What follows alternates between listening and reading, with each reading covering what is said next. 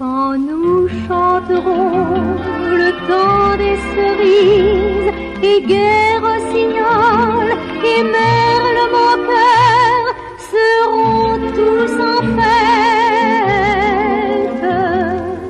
Les belles auront la folie en tête. Sur Radio Libertaire 89.4, sur le web aussi.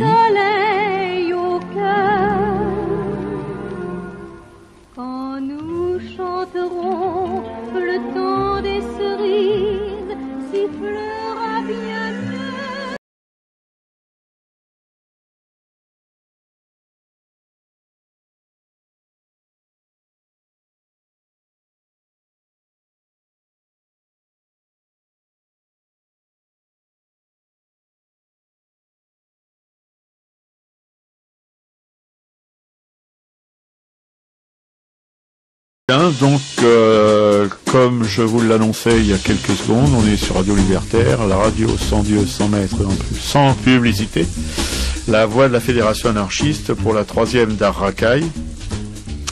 On aura un invité normalement, on a deux invités, une Chloé pour nous parler du graphe, et si tout se passe bien, Odile de Wisme, ou de Visme, c'est avec un W, donc je sais pas comment que ça se prononce vraiment, qu'elle m'excuse si elle m'entend, qui devra venir au cours de l'émission, parce qu'elle n'est pas encore arrivée. Voilà, pour le reste, Jean va vous faire son petit topo habituel avec quelques lignes ou quelques mots sur Platon. Et puis ensuite je passerai un moment avec Chloé qui va nous parler du graphe. Puis l'émission continuera avec des parties musicales entre chaque blabla. Et puis des petites anecdotes ou des petites histoires de gens. Et enfin on terminera avec l'habituel jingle de l'émission, c'est dans 1h30. Voilà. Donc tout de suite, Jean pour son texte de Platon. Oui, je vais vous lire un extrait de La République de Platon. Platon, c'est 427-346 avant Jésus-Christ. Là, évidemment, c'est pas tout jeune. Hein. La forme pourrait un peu déconcerter, mais le fond, lui, il est d'une totale actualité. Je précise que La République est un dialogue. Platon pose à un ami imaginaire des questions auxquelles il répond lui-même, tout en cheminant gaiement. Lequel de ces deux buts vise la peinture relativement à chaque objet? Est-ce de représenter ce qui est tel qu'il est, ou ce qui paraît tel qu'il paraît? Est-elle l'imitation de l'apparence ou de la réalité? De l'apparence. L'imitation est donc loin du vrai, et si elle façonne tous les objets, c'est, semble-t-il, parce qu'elle ne touche qu'à une petite partie de chacun, laquelle n'est d'ailleurs qu'une ombre. Le peintre, dirons-nous par exemple, nous représentera un cordonnier, un charpentier ou tout autre artisan, sans avoir aucune connaissance de leur métier. Et cependant, s'il est bon peintre, ayant représenté un charpentier et le montrant de loin, il trompera les enfants et les hommes privés de raison, parce qu'il aura donné à sa peinture l'apparence d'un charpentier véritable. Certainement. Eh bien, amis, voici à mon avis ce qu'il faut penser de tout cela. Lorsque quelqu'un vient nous annoncer qu'il a trouvé un homme instruit de tous les métiers, qui connaît tout ce que chacun connaît dans sa partie, et avec plus de précision que quiconque, il faut lui répondre qu'il est un naïf, et qu'apparemment il a rencontré un charlatan et un imitateur, qui lui en a imposé au point de lui paraître omniscient, parce que lui-même n'était pas capable de distinguer la science, l'ignorance et l'imitation. 4 siècles avant Jésus-Christ, Platon nous interroge déjà sur la vanité ou l'utilité qu'il peut y avoir pour un artiste de se limiter à imiter la réalité. Il nous dit que c'est un combat perdu d'avance. Rien ne peut égaler la nature. Je dédie ce texte à tous les pourfendeurs de l'art contemporain, aux pères prêcheurs du retour aux soi-disant fondamentaux de l'art que seraient le croquis nu et l'étude d'après-nature, mortes la plupart du temps, Les seuls fondamentaux de l'art, ce sont le désir de créer ou l'impérieuse nécessité de créer. Tout le reste n'est que foutaise. Mesdames et messieurs les grands inquisiteurs, délicatement perchés sur les fondements de la République de Platon, les colonnes de Buren vous emmerdent. Et j'ajoute une dédicace personnelle au grand chef à plume de notre belle association, la Maison des Artistes. Monsieur Aron, lisez Platon, vous serez moins con. Et bing, j'applaudis des deux pieds et des deux mains sur la fin de ce commentaire, parce que quand on connaît le Gugus dont Jean vient de parler, on ne peut que lui dire... Jean, il le connaît aussi bien. Probablement, parce que c'était très juste. Oui, c'était très bien fait. C'était très bien dit, c'était très bien exprimé. Voilà. Oui, on est toujours dans le même questionnement et dans le même blabla, quoi. On se pose toujours des questions sur ceci, sur cela, sur la technique, sur la tradition, sur la barbouille qu'on fait comme ci ou comme ça, mais évidemment que rien ne peut remplacer l'imagination, la créativité. On peut avoir tous les meilleurs instruments, tous les meilleurs enseignements artistiques qui existent sans un vrai désir de faire quelque chose, de créer. Le reste, ça a vraiment pas beaucoup d'importance. On connaît des artistes autodidactes qui ont démontré tout ça avec beaucoup de réussite. Bien, on va maintenant se pencher sur le cas clinique de Chloé, qui est une jeune artiste qui fait dans le cinoche. Non, je vais pas dire qu'elle fait du cinéma quand elle parle d'elle ou quand elle bouge dans la vie, mais c'est son métier, et qui a fréquenté à un certain moment de sa longue carrière le milieu du graphe, un truc que je connais absolument pas. J'ai vu leur travail sur les murs de nos cités, ces petits glands qui nous dégueulassent tout. Enfin, c'est ce que la plupart de nos concitoyens probablement pensent de leur créative imagination, mais avec Chloé, on va essayer je dis pas qu'on va réussir à le pari, mais on va essayer de démonter un peu tout ça, de savoir pourquoi d'abord ces jeunes gens dynamiques s'amusent à barbouiller les murs, des fois d'une manière assez intéressante du point de vue de la création graphique, d'où ils sortent, comment ils bougent, puisqu'elle les a fréquentés un moment. J'espère qu'elle pourra répondre à ces quelques questions. N'est-ce pas, Chloé? Oui. Bien, alors, comment, pourquoi, qu'est-ce donc ces jeunes gens, d'abord, où est-ce que leur activité est la plus remarquable? La plus remarquable, c'est-à-dire? Oui.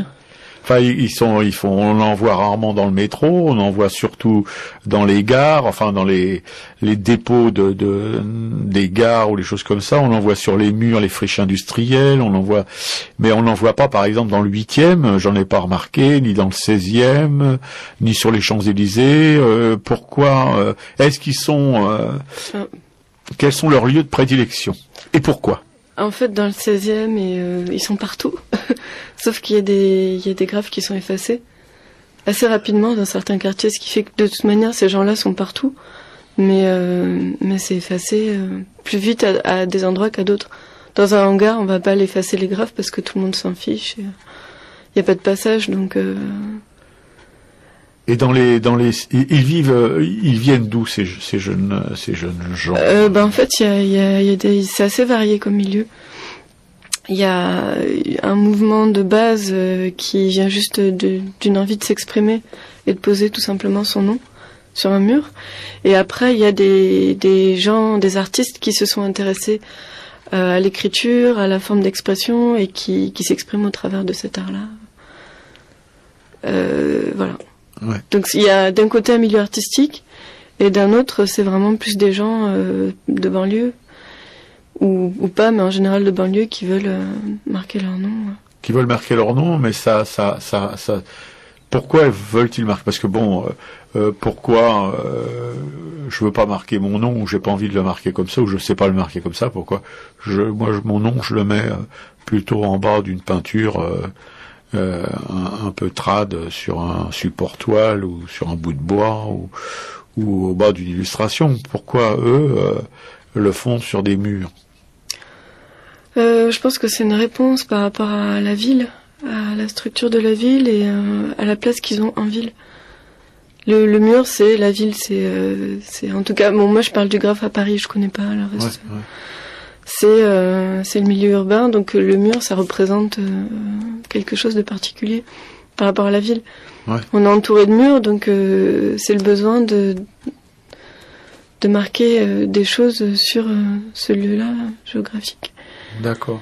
Et tu m'expliquais, enfin assez sommairement, parce qu'on n'a pas eu vraiment le temps d'approfondir le sujet, mais tu évoquais les signatures qui sont pas forcément leur patronyme, c'est les signatures un peu comme des pseudos, mais quelle est la signification? C'est ça que j'arrive pour eux.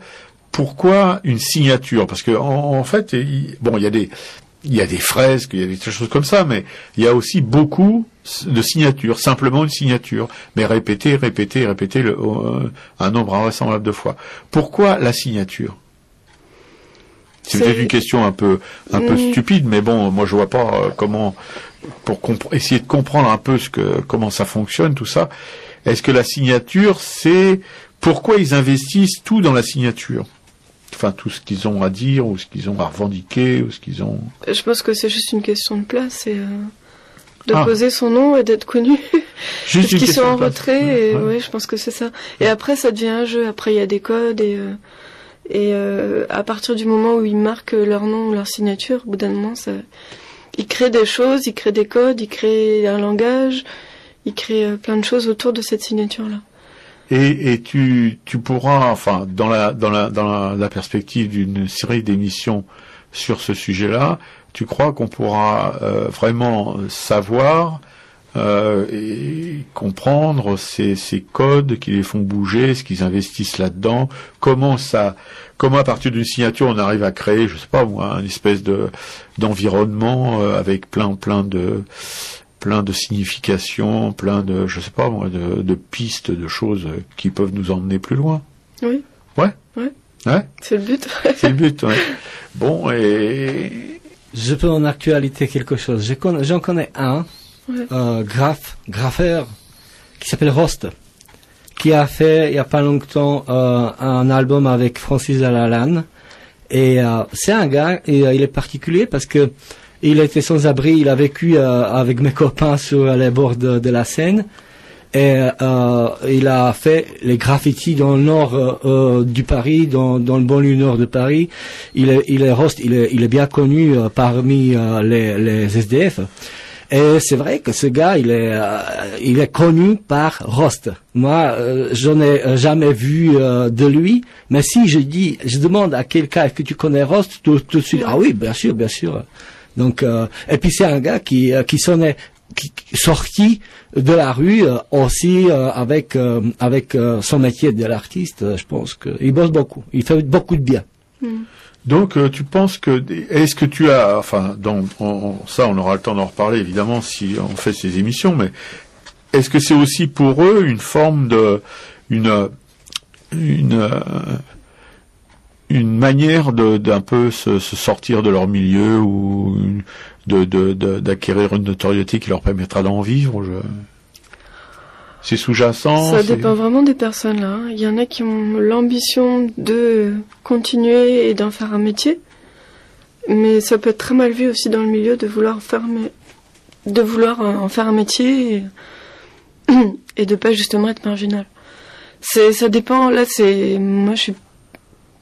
le milieu est assez vaste, hein. Il y a beaucoup de partis pris. Il y en a qui vont dire que les graffeurs artistiques, c'est pas des vrais graffeurs, etc. Il y a des petites guerres dans le milieu aussi. Et ça dépend des personnes. Ça peut être une forme d'expression assez libératrice ou je sais pas comment on peut appeler ça. Et en même temps, c'est quand même une activité hors la loi, donc il y a une contradiction en fait. D'accord. Dans tout ça, quoi. Ça reste interdit d'écrire son nom sur un mur. Et donc, est-ce que ça peut être un moyen de s'en sortir? Je sais pas. Ça dépend comment on l'utilise. Et je pense que si on fait l'émission, on pourra voir justement cette progression et les choix de chacun par rapport à ça, la position qu'il a par rapport au graphe, à cette expression et à la société aussi. Comment il se positionne. D'accord, Chloé. Bon, écoute, on va en parler peut-être un petit peu encore, parce que tu pars pas tout de suite. T'as rendez-vous à 12h30, donc tu pars d'ici à 12h25. C'est ça? D'accord. Bon, tout de suite, Herman Dune, que notre camarade Christophe va nous envoyer. Et on est très content. Comment ça sera envoyé?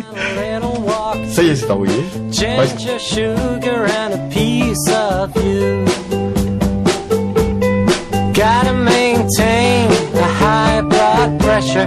Keep on strumming till the blister hurts so much it's no longer possible. Unless, yes, let's try a different angle. I woke up in 7 different cities with the same stain of ketchup on my khakis. I gotta maintain the high blood pressure, fixing myself a whiskey sour in the Midlands of England. They don't have a price. Bourbon, lime, cordial, tonic and ice.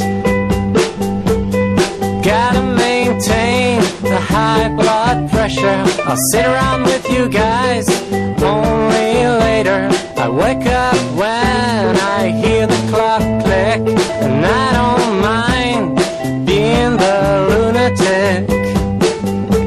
I woke up in 7 different cities with the same stain of ketchup on my khakis.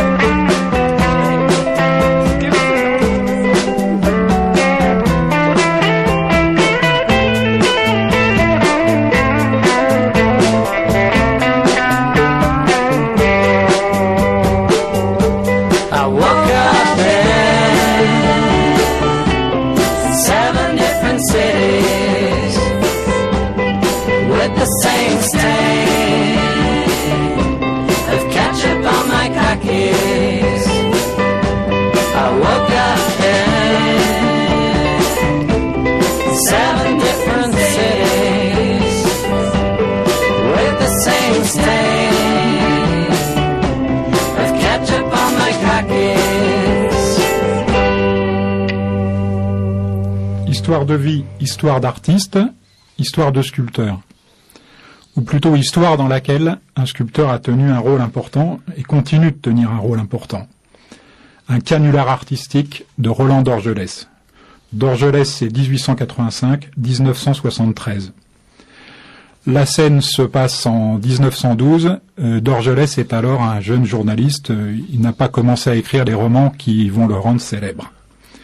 Un jour qu'il visite son ami Buron, qui est sculpteur, dans un coin de l'atelier, il voit un tas enfin, ce qui semble être des gravats et qui attire son attention. Il a remarqué quelque chose, il s'approche, et du tas, il extirpe ce qui semble être une tête. Le reste, enfin, c'est coupé à la base du menton. Il dit à son ami, c'est étonnant, on dirait vraiment du marbre de Naxos, c'est vraiment une très belle pièce. Et Buron lui dit, non, c'est une ébauche complètement ratée d'ailleurs, puis c'est que du calcaire de Pontoise, rejette ça, c'est... Non, je t'assure, ça a vraiment beaucoup d'allure. Moi, ça me fait penser tout à fait à ces sculptures grecques de l'époque cycladique. C'est vraiment étonnant, hein. Je trouve que tu as réussi quelque chose. Là, je ne comprends pas que tu jettes ça. Je peux t'assurer qu'avec une pièce de cette qualité, tu aurais ta place au Louvre. Arrête tes bêtises, Enfin, je te dis que ce n'est qu'une ébauche. Je te dis que je peux te faire rentrer au Louvre. Tiens, on va aller faire un petit repérage. Tu vas voir, j'ai une idée. Et il emmène Buron jusqu'au Louvre, au département des antiquités grecques, période cycladique.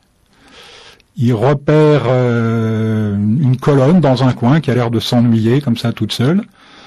Il note la façon dont les étiquettes sont réalisées, et ils ressortent. Le lendemain, Dorgelès revient avec 2 ou 3 journalistes de sa connaissance, le sculpteur Buron, un huissier qui va noter, qui va consigner toute la scène, pendant que un ou deux des journalistes distraient le gardien. Il pose en vitesse la tête sur la colonne et il pose son étiquette devant, tête sur une étiquette sur laquelle il y a marqué tête de divinité entre 2700 et 2300 avant Jésus-Christ, fouille de Délos 1902.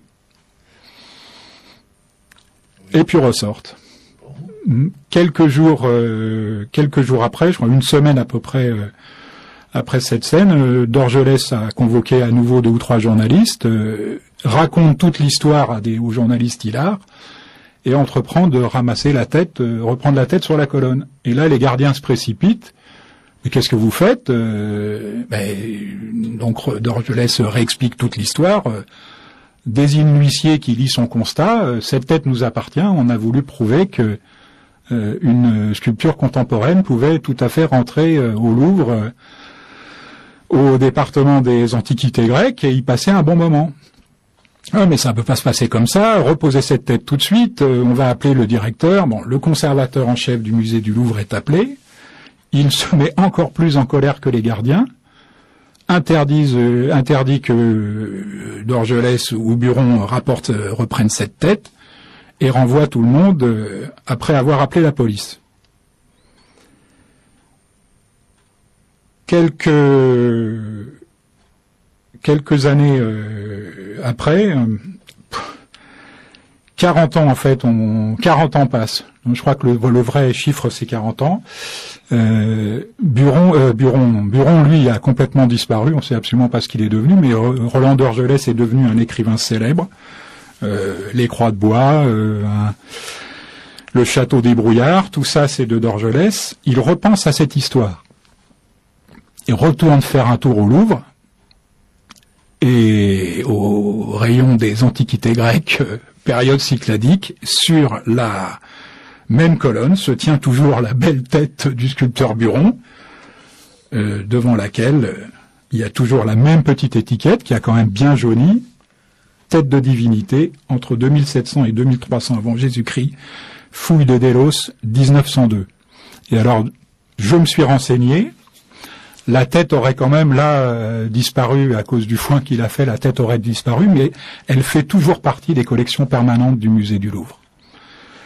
Alors, ceci était un message d'espoir à l'intention de tous les rapins et autres plasticiens. Si vous rencontrez un jour vous-même votre propre Dorgelès, vous entrerez peut-être au Louvre. Oui, merci pour cette note d'espoir pour tous les rapinos. C'est bien, on apprend des choses. On apprend des choses avec... pour moi, c'est génial. Et en plus, aujourd'hui, chers auditeurs, je suis à la régie où Jean-Christophe m'apprend la technique avec toutes ces petites lumières pour connaître, parce que moi, j'ai voulu connaître toutes ces techniques à la radio, donc c'est un peu plus difficile pour moi aujourd'hui, mais c'est beaucoup plus passionnant comme hier. Bon, merci beaucoup Igor, on est content que tu sois content. Si tout le monde est content, tant mieux. Bien, donc Chloé, chère invitée, on va poursuivre le second degré en essayant de savoir un peu qui tu es réellement. Qu'est-ce que c'est ton boulot? Qu'est-ce que tu fais dans la vie? hormis tes contacts anciens avec ces bandes de graffeurs qui nous souillent nos murs et nos campagnes, pardon. Qu'est-ce que tu fais dans la vie? Oui. Je fais des films. Tu fais des films. Oui. Bon. Voilà, je fais des films. Je fais des films documentaires. Je fais du film d'animation aussi. Ouais. Et je cadre. Et tu cadres. Voilà, beaucoup dans l'image en fait. Beaucoup dans l'image. Beaucoup dans l'image. J'ai entendu dire, parce que donc j'ai aussi des sources, que tu avais fait un film en Algérie sur la condition de la femme algérienne. Ouais. Et que tu n'as pas, que personne n'a vu, parce que, pourquoi?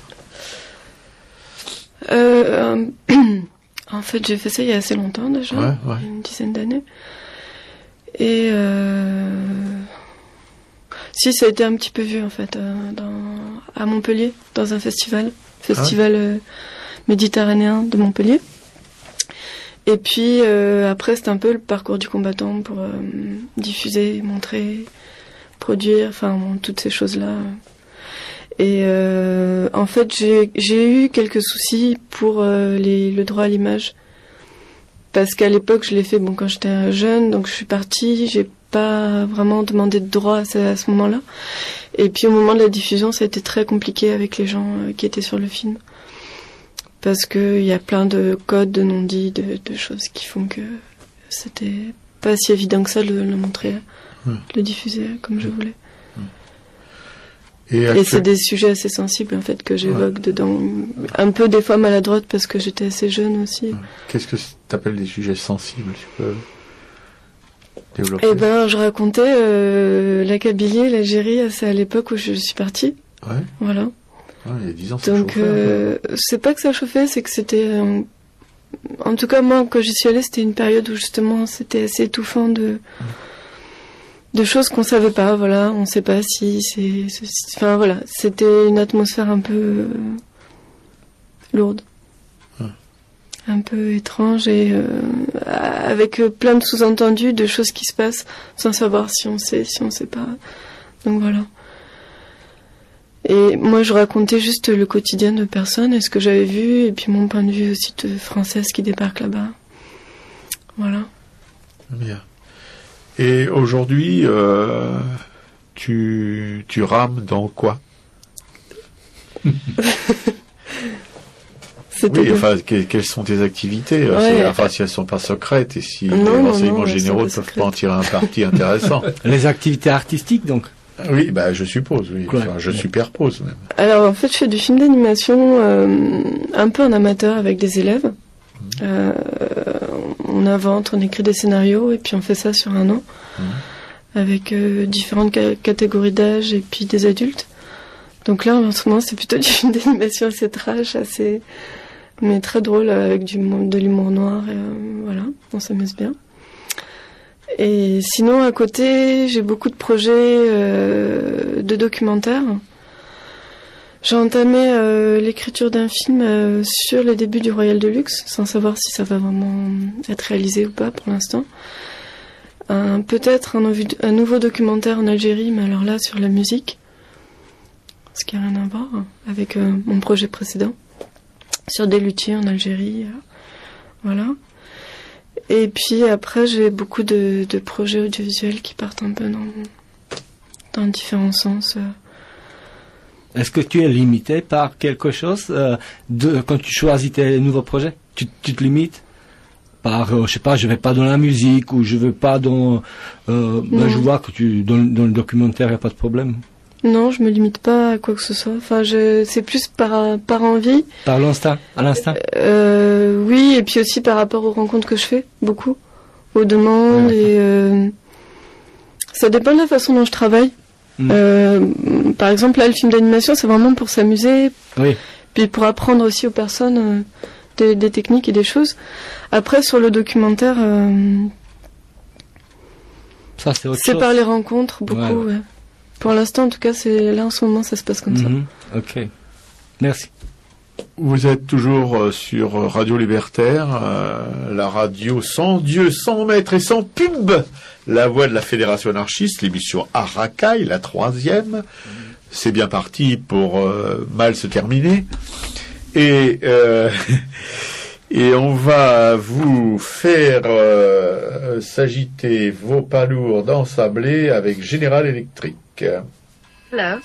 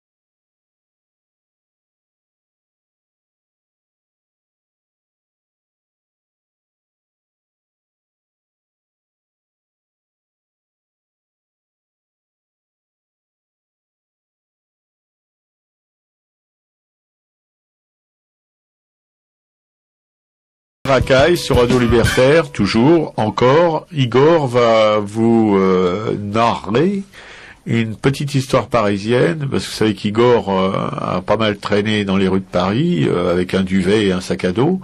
Le toit, c'était ces étoiles ou les nuages, la pluie, le vent, le froid. Et les imbéciles heureux qui vous voient pas quand vous êtes dans cette situation. Il en a tiré une série un assez grand nombre d'histoires dans chaque arrondissement de Paris. Et là, c'est un de ces arrondissements de Paris. C'est le premier. C'est un hasard parce que c'est le premier chapitre du livre. Et ça se passe dans le premier arrondissement, quartier Châtelet-Léal.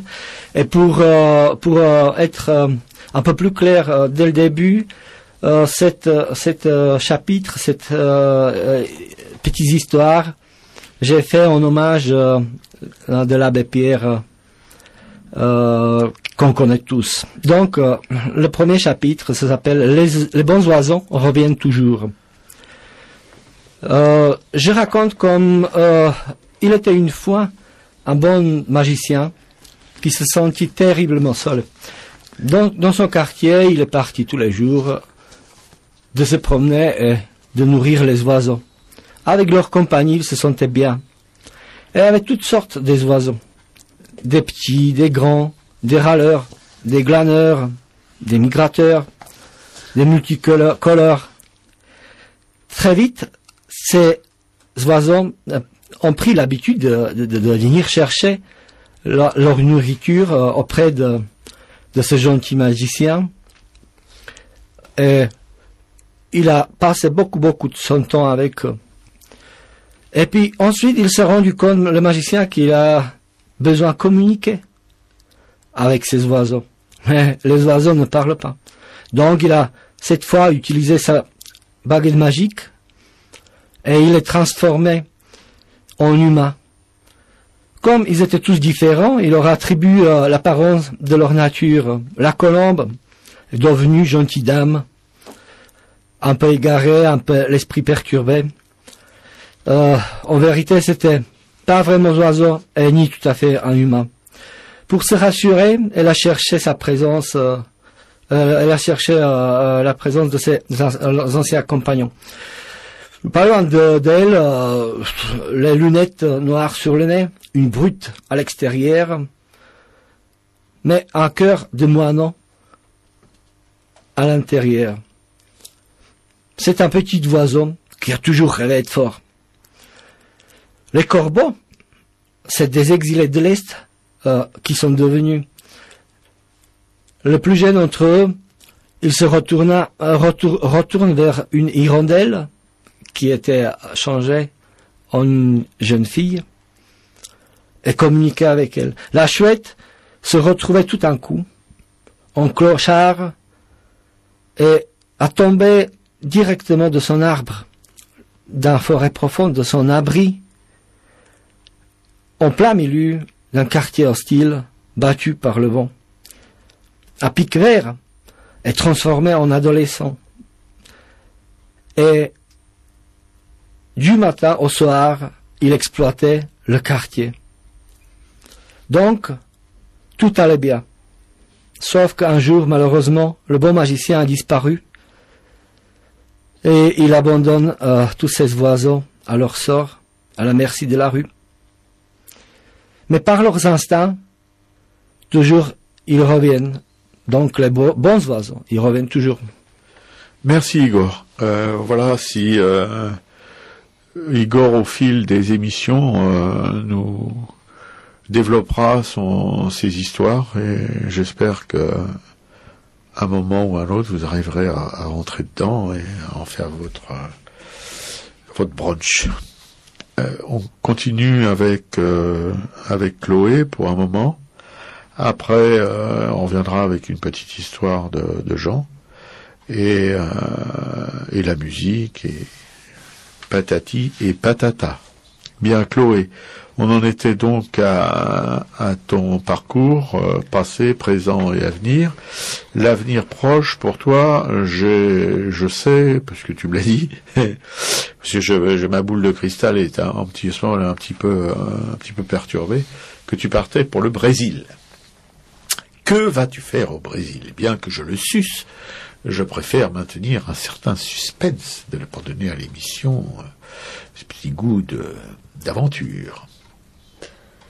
En fait, j'ai réalisé là-bas des dessins, faire un carnet de voyage. J'ai fait un carnet de voyage là-bas, dessiné, et travaillé avec une amie qui réalise des films de vidéo-danse. Qu'est-ce que c'est ça, une vidéo-danse? Vidéo-danse, c'est de la vidéo et de la danse. Oui. Alors, ouais, c'est un peu... qu'est-ce qu'elle a...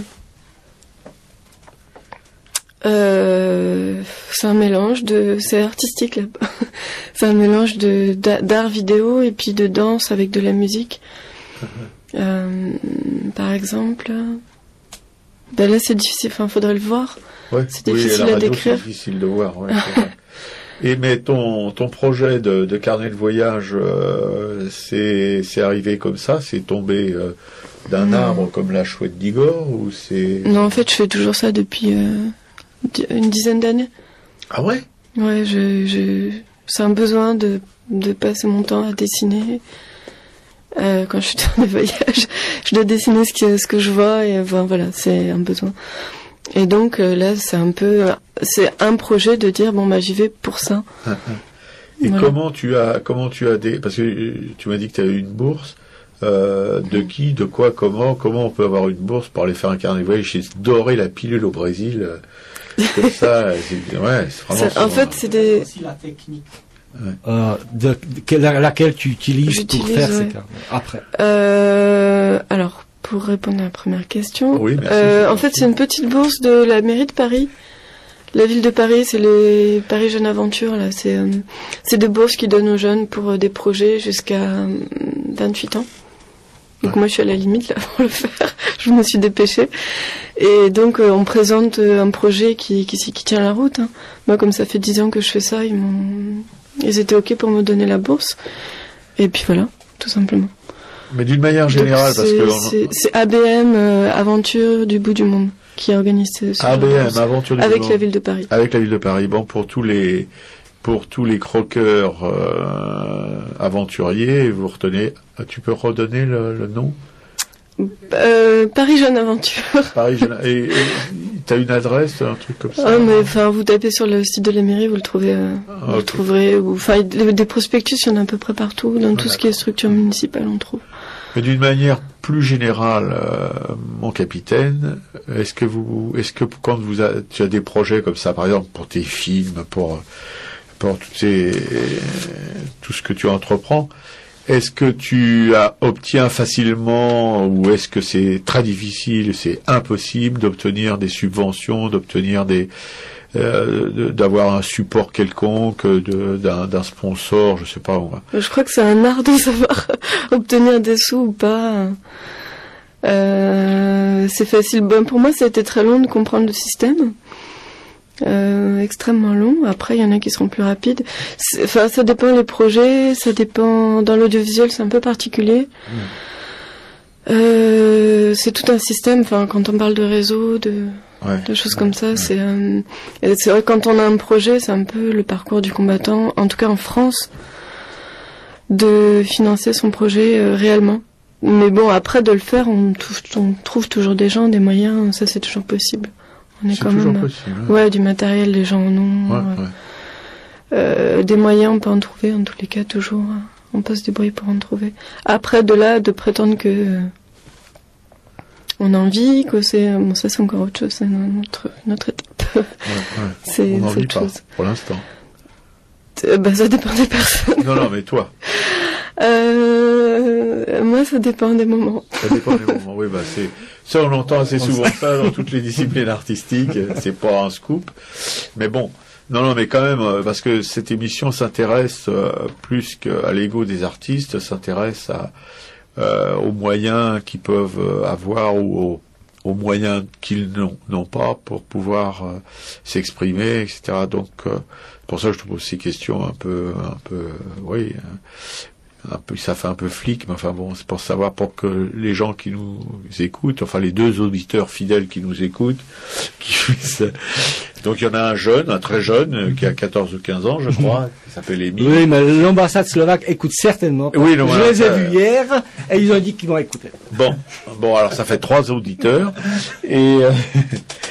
Non, de manière à ce que ces auditeurs, s'ils sont intéressés, s'ils sont eux-mêmes des praticiens d'un art quelconque, une discipline, puissent trouver par le biais de cette émission des solutions à leurs problèmes. C'est pour ça que je te pose ces questions. En fait, au niveau municipal, tout ça, il y a quand même beaucoup de choses. Sur des petites subventions pour des jeunes, on est quand même à Paris. Il y en a des choses, ça manque pas, on n'est pas dans un pays où il y a rien, quoi. Après, quand c'est des choses plus grosses, où vraiment on veut faire un film qui a quand même de l'investissement et c'est autre chose, c'est une autre partie, enfin c'est pas la même chose, c'est pas les mêmes subventions, c'est pas les mêmes personnes. Voilà. Et quand tu dis que il y a des gens plus ou moins rapides pour comprendre comment ça fonctionne, ce système d'aide, de subventions, de ceci, de cela, de trouver des plans, etc. Tu dis que apparemment tu sembles avoir compris. Moi, j'ai beaucoup plus. Pas tout à fait encore, je crois. Je sais pas si je comprends. Moi, j'ai pas encore compris. Mais je suis particulièrement lent. Mais je pense que je comprendrai jamais. Mais plus intelligent. Oui, merci Igor, c'est gentil. C'est gentil de te foutre de ma tronche comme ça, ouvertement sur la radio, mais je suis touché. Non, mais parce que bon, oui, t'as compris donc. Disons que je me suis un peu baignée dans le milieu à fond au moment où j'en avais besoin, et puis pour comprendre justement, et comprendre toutes les facettes du milieu, en tout cas ici. Tu parles du milieu audiovisuel, après le reste je connais pas, moi, ça, je sais pas. okay. Enfin, audiovisuel, et un peu artistique aussi, mais ouais. Donc, t'as pas d'appel particulier à lancer à tous les friqués de Paris pour des projets, etc. Tu sais où tu vas, tu sais comment tu dois tenir ton gouvernail, je sais pas moi. Non, j'ai pas d'appel particulier. Non, pas assez bien. Tout de suite. J'aurais été gêné. Ça me viendra peut-être. Ça viendra peut-être. Bon, de toute façon, on pourra en reparler. Voilà, vous êtes toujours sur Arakaï, une émission, comme vous pouvez l'entendre, qui n'hésite pas à poser les vraies questions et à entendre des bonnes réponses. Sur Radio Libertaire, la radio sans Dieu, sans maître et sans pub, la voix de la Fédération anarchiste. Et maintenant, on va écouter avec un T, Dirty Back Road. Avec un bon accent anglais incomparable.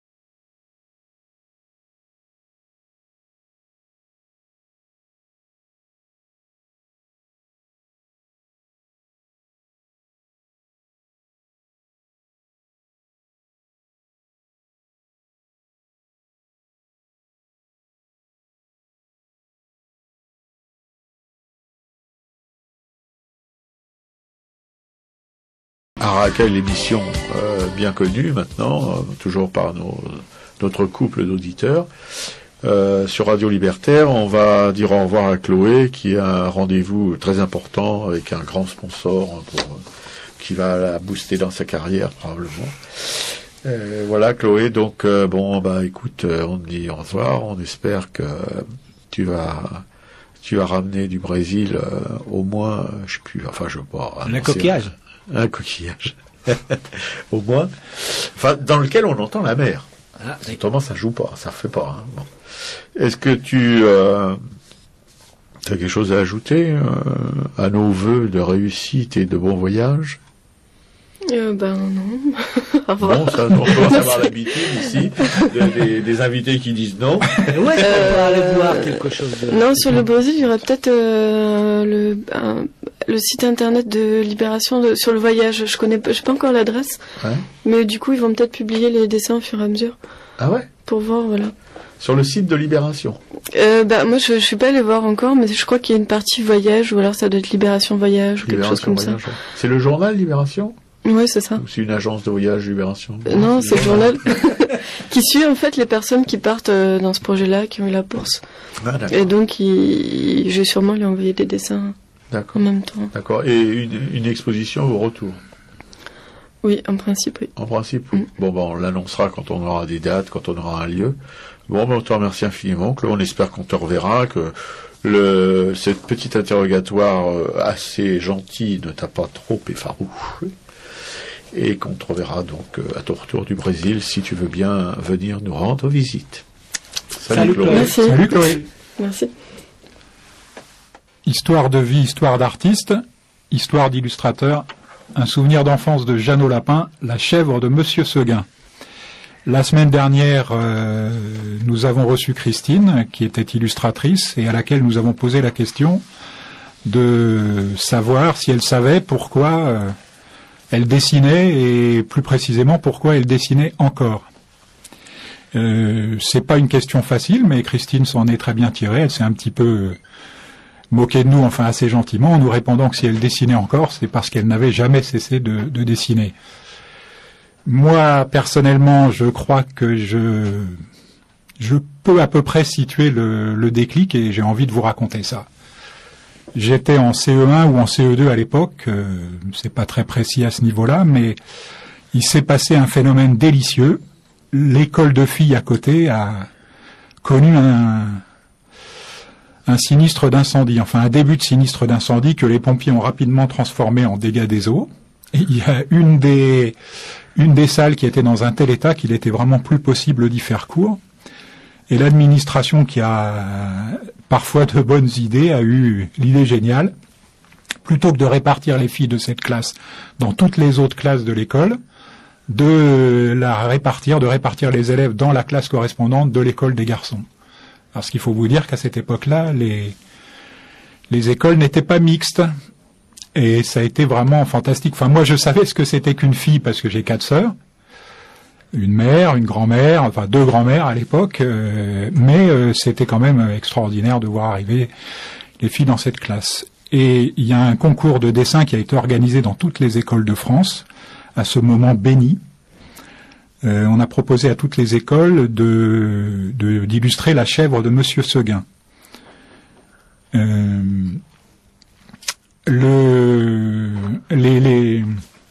Notre école avait prévu d'organiser ça, de passer ça sur un après-midi entier où tous les élèves seraient rassemblés dans une salle et se mettraient à dessiner. Et puis tout le monde a commencé à dessiner et il s'est passé là un phénomène étrange, c'est qu'à un moment j'ai senti, mais vraiment très précisément senti, que j'étais rentré dans mon dessin. J'étais assis en haut de la colline, j'avais tout en bas de la colline la petite maison de Monsieur Seguin avec la chèvre qui broutait dans l'enclos, et je regardais ça, et puis j'ai senti le vent qui me faisait frissonner les poils. Si je dis les poils, c'est parce que j'ai compris que j'étais le loup. J'étais devenu le loup et je regardais cette petite chèvre en me demandant quand est-ce que j'allais bien pouvoir la croquer, et je décidais de prendre tout mon temps. Et puis aussi vite que j'étais rentré dans mon dessin, j'en suis sorti. Et là, j'ai réalisé, je ne savais absolument pas combien de temps s'était écoulé, mais j'ai réalisé que toute la classe était rassemblée autour de moi, debout. Tous les élèves avaient quitté leur table. Les 2 instituteurs, l'institutrice des filles et l'instituteur des garçons, étaient rassemblés aussi, comme ça, autour de moi. Et au premier rang, il y avait une petite fille qui me regardait travailler avec une lueur dans les yeux, À ce moment précis, j'ai décidé, je crois que c'était ni de l'amour, ni de l'admiration, mais c'était du rêve. Et cette lumière-là, je me suis dit, je veux la revoir. Tous les jours de ma vie. Donc je pense que je peux dire précisément, je ne sais pas si c'est une chance, mais je peux dire précisément que si je dessine encore aujourd'hui, c'est pour plaire aux filles. Voilà. Je dédie cette histoire à toutes les filles, de ma femme à ma fille, de ma mère à mes sœurs, de mes cousines à mes copines, de Louise Michel à Katharine Hepburn, de Cécile et Christine, nos premières invitées, à Chloé que nous avons reçues aujourd'hui. Je les embrasse toutes. Les femmes et les filles nous amènent au monde dans tous les sens du terme. Ah que oui. Est-ce que tu as une égérie? Ma femme. Ouais. Un truc si bon, ça fait longtemps, ce qu'il vient de raconter, Joe, ça fait longtemps que j'ai pas entendu quelque chose si bon à écouter. Oui. Et puis véritable. Non, mais arrête, Igor, parce que là, après, on va plus le tenir. Tu sais déjà que là, bon, voilà. Je suis un peu répandu déjà. Qu'est-ce que ça veut dire, en fait, exactement, une égérie, l'égérie? Je te passe la parole à mon camarade. Une muse. Voilà. Et qu'est-ce que ça veut dire une muse? Et qu'est-ce que ça veut dire une muse? Il paraît que Amanda Lear, c'était une égérie de Dali. Ah oui. Une des égéries. Oui, d'où la pauvreté de sa peinture. D'ailleurs, ouais. C'est sûr, hein? Bah, choisir un travelot comme égérie, c'est sûr que... Oui, c'est un peu difficile. Je déconne. Non, parce que fais gaffe, non, faisons attention à ce que nous disons, parce qu'ici, nous avons une émission qui est justement... c'est très enrichissant. Après l'hommage aux femmes que je viens de... Oui, on fera la prochaine fois. Je viens de dire et la menteur. Bien, vous êtes donc toujours sur un racaille, vous avez remarqué, le ton de l'émission est de plus en plus, comment dirais-je, assuré. Et avec Jean-Christophe, qui est à la technique toujours, qui manipule ses petits boutons avec une dextérité exceptionnelle. Igor, qui le surveille de près, qui le tacle. Mais un peu plus doucement. Un peu plus doucement. Jean, dubitatif, à côté de moi, qui se dit où on va. Et parce que notre invité principal est défaillante, elle n'est pas là, peut-être qu'elle sera là pour le déjeuner ou le dîner ou le souper, on ne sait pas. Alors on va poursuivre en vous parlant peut-être, en évoquant les deux premières émissions. La première, vous savez, qui était du point de vue musical assez exceptionnelle. Ça a marqué les esprits, à défaut de nos blablas. Par contre, tout le monde se souvient des neiges du Kilimandjaro, d'Hervé Villard, et de l'invité Cécile, bonjour Cécile, si tu nous écoutes, c'est bien d'ailleurs de nous écouter. On pense bien à toi. La deuxième avec Christine, on pense bien à elle aussi. On pense bien à toi aussi. Et aujourd'hui, Chloé, on n'a pas encore eu le temps de penser à elle, mais on y pensera à la prochaine émission. Et on va poursuivre. Donc, expliquer peut-être une ou deux choses sur la première émission avec cette manif. Vous savez qu'on a fait une manif chez un éditeur pour lui réclamer des sous, et que cet éditeur, après des mois de lettres recommandées, de menaces d'avocats, etc., auxquelles il répondait absolument pas. Par contre, la manif, ça l'a un peu perturbé, et il a commencé à raquer, à envoyer des chèques cette semaine, comme il l'avait dit. Donc, probablement, oui, tout à fait. Ouais. Non, mais sérieusement. Super. Il devient sérieux, c'est normal. Non, il devient pas sérieux, il a peur. La peur, ça peut rendre sérieux, remarque. Tu vois? Parce que son truc à cet éditeur, c'était curieux, son argument pour justifier le non-paiement des droits des auteurs, c'est que il avait entendu dire que tous les éditeurs faisaient la même chose, ne payaient pas leurs auteurs, ou les payaient quand ils avaient le temps. Il était tout nouveau, donc, dans le coin. C'est-à-dire, c'est le genre de mec qui rachète, tu sais, des groupes comme ça pour faire de la thune. Ah, il y a un financier. C'est pas un éditeur, tu vois, il a aucune notion de ce que c'est que l'édition. Voilà, alors, donc avec un... Donc, il a jamais vu un artiste non plus. Non, jamais, non, c'est les premiers qui voyaient, dont il entendait parler réellement, parce qu'on était dans ses bureaux, il était à Marseille. Oui, quand même, oui. Ouais. Il a déjà vu des artistes, mais il ne les a pas reconnus. Oui. Non, il est président de l'AS Cannes, tu vois, un club de football. Il est à l'initiative d'une fabrique de chaussures. On devrait être sur RMC, si c'est du foot. Du foot, oui.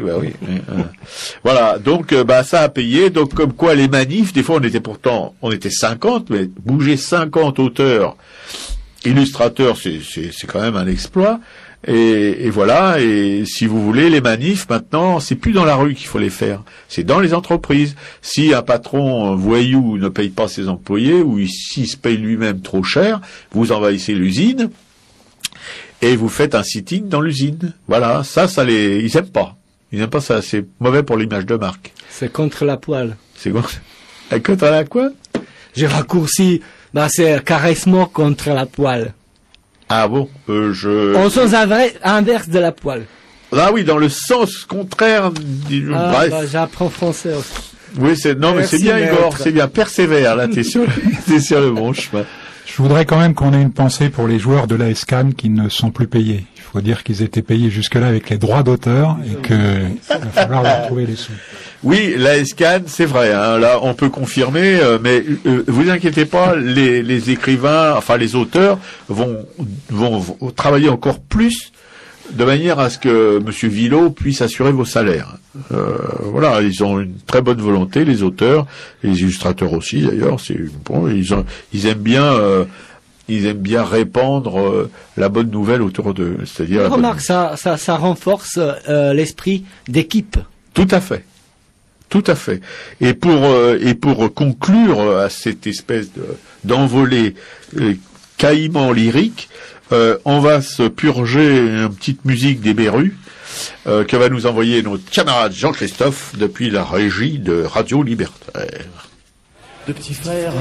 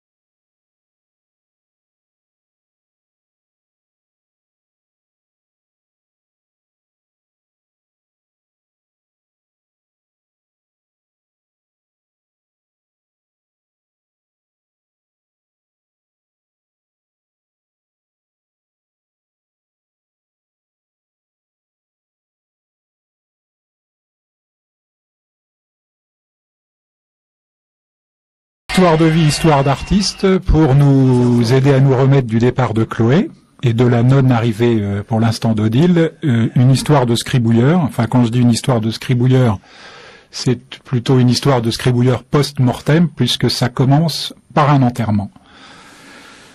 celui de Gustave Flaubert. Gustave Flaubert, c'est 1821-1880. C'était un géant de la littérature dans tous les sens du terme. Il était si gros et si énorme qu'il a fallu 9 hommes pour porter son cercueil.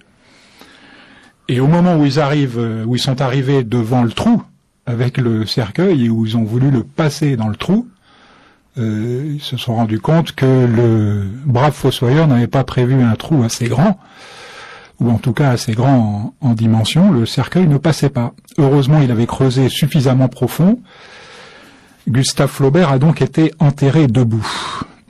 90 ans plus tard, en 1970, un jeune journaliste des Nouvelles littéraires reçoit un coup de fil assez étrange d'un ami qui lui explique qu'il a passé le week-end tout près de Rouen, dans un petit village appelé Canteleu, et que c'est justement là que Flaubert qu'il a appris à cette occasion que c'est là que Flaubert avait passé les 40 dernières années de sa vie.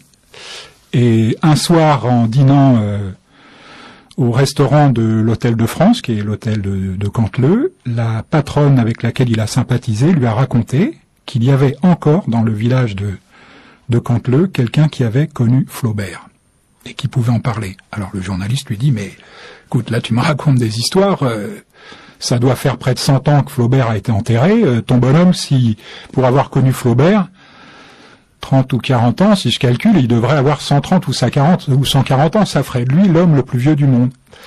Bah écoute, il paraît qu'il est vraiment très très vieux, mais lui-même sait plus trop bien quand est-ce qu'il est né. Enfin moi, je te raconte ça, tu fais ce que tu veux de cette histoire, mais tu pourrais en parler avec le patron du journal.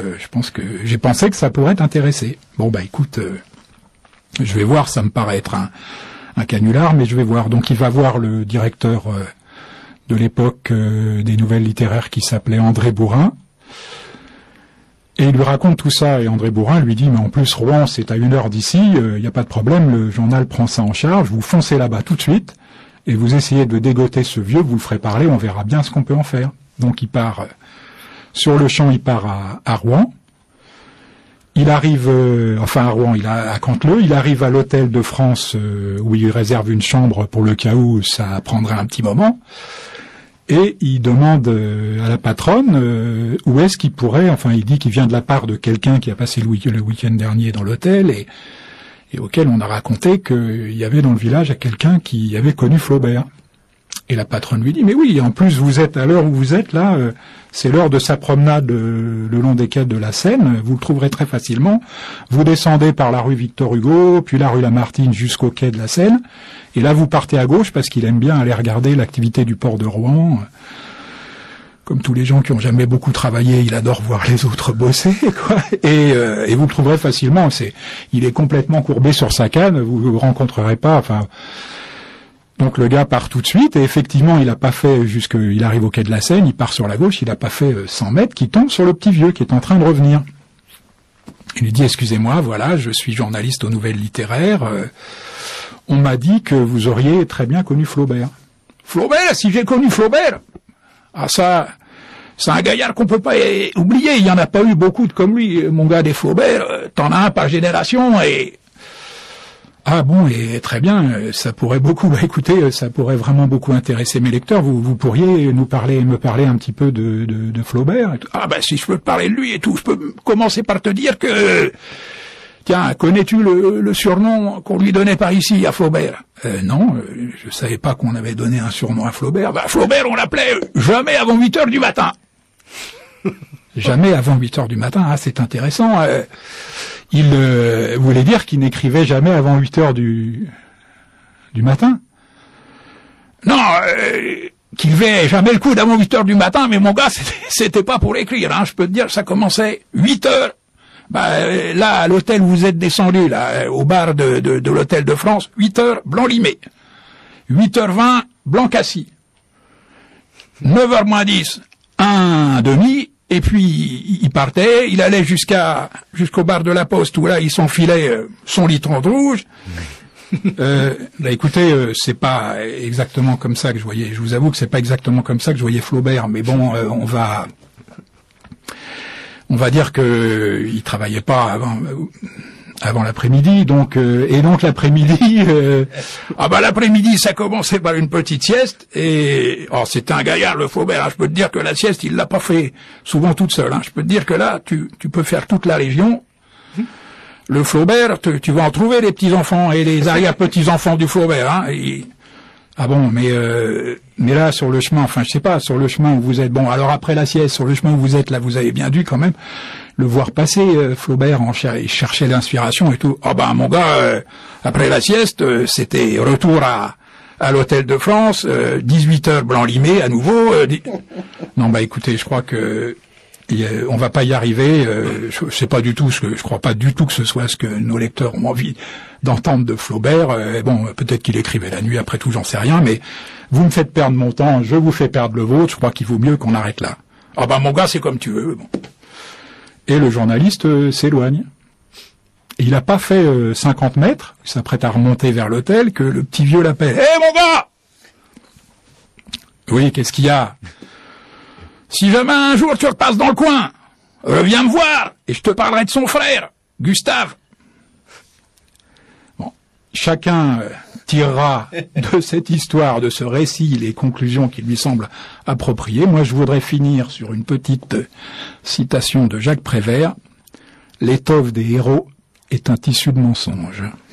Babrojeux. C'est une drôle de conclusion. Voilà, Jean dans ses... merci beaucoup. On s'en souviendra.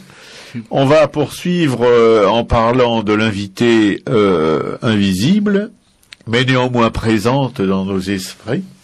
Je veux parler d'Odile de Wisme, sculpteur qui a dû probablement dans les embouteillages. Oui, être prise dans les embouteillages parisiens.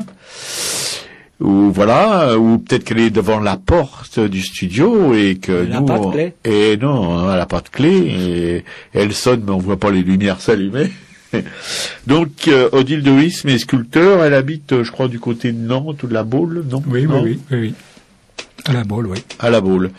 Elle travaille surtout, je crois, parce que je connais pas vraiment toute son œuvre, mais j'ai vu beaucoup de sculptures animales. Est-ce que on peut dire que c'est une sculpture animalière ou non? Non. Bon, il faut dire déjà que c'est une artiste que nous avons rencontrée tous les deux sur le forum de la MDA, oui. Où nous ne sommes pas nombreux à fréquenter, mais où on fait de bonnes rencontres, de bonnes et belles rencontres. C'est vrai. Et moi, je crois avoir compris, elle nous l'aurait évidemment confirmé aujourd'hui, je crois avoir compris que elle est parfaitement autodidacte. Et la force de ces sculptures, c'est quelque chose qu'il faut avoir, à quoi il faut s'être frotté. Ouais. Les animaux, je crois qu'elle est effectivement très intéressée par l'expression animale. Sa dernière, mais les singes, jusque-là, les singes, c'était une de ses dernières expositions dans sa région. Je crois que c'était à Nantes. Mais j'ai vu aussi des personnages, des humains, qui étaient travaillés d'une façon originale et vraiment puissante. Enfin, je trouve que c'est pas rien les sculptures d'Odile de Wisme. Sur son site, je suis allé voir aussi, oui. Effectivement, comme tu dis, Jean, il y a toute une mélange, il n'y a pas que des animaux. Mais là, je suis vraiment frappé si tu dis que c'est une autodidacte, parce que c'est quelque chose d'incroyable. C'est très très beau. Oui, ça reste à confirmer, mais c'est le sentiment que j'ai eu lors des discussions qu'on a pu avoir avec elle de manière impromptue sur le forum. Mais je me gourre peut-être complètement, mais je crois, oui, qu'elle est purement autodidacte. Mais elle est d'une famille d'artistes. Je crois qu'elle avait un grand-père qui était graveur, un grand graveur assez connu. Enfin, mais c'est dommage oui, évidemment, on va pas dire heureusement qu'elle n'est pas là. Quoique, c'est dommage qu'elle soit pas là parce que moi j'avais envie de lui poser des questions, pas seulement sur sa sculpture et même presque pas sur sa sculpture, mais surtout sur la manière dont elle vit son métier de sculpteur en province. Parce que on peut pas dire que déjà qu'à Paris, pour la sculpture, c'est pas le top, mais alors la province, je me demande ce que ça peut bien être. Il faut dire que les sculpteurs, par rapport aux peintres, aux plasticiens, la sculpture, je sais pas pourquoi, mais en France, c'est les gens, enfin ceux qui font vivre les sculpteurs, qui les faisaient vivre jusqu'à maintenant, c'était surtout les institutions avec le 1%, etc. Pour des sculptures monumentales sur les places publiques, pour les monuments nouveaux, les choses comme ça. Des gens achètent pas? Mais les gens non, c'est vraiment moi j'ai exposé des sculptures, j'en ai jamais vendu une seule. J'ai peut-être vendu quelques petites choses en bois, mais vraiment minuscules. Mais sitôt que la sculpture elle pèse un peu lourd, ça, je sais pas, j'ai l'impression que ça fait peur aux gens. J'ai l'impression, ou alors dans la mentalité du public ou de ceux qui seraient susceptibles d'en acheter, il y a une espèce de réticence que j'explique pas du tout, parce que je sais que par exemple en Italie la sculpture ça fonctionne bien, par exemple en Angleterre aussi pas mal. Ça se trouve que les gens ont peut-être beaucoup plus de respect, ou ils se croient connaître pas assez la sculpture pour pouvoir acheter quelque chose, ou c'est peut-être plus cher.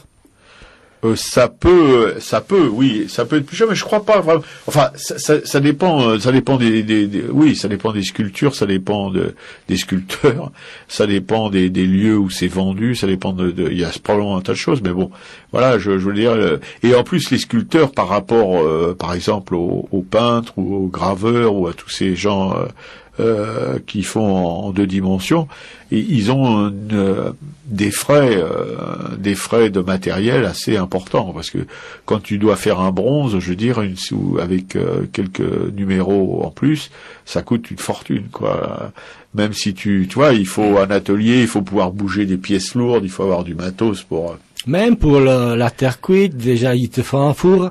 Oui, mais oui, ça c'est oui, mais moi je parle pas. Oui, c'est vrai aussi, t'as raison, absolument. Ça me fait penser à Charles Pasinon.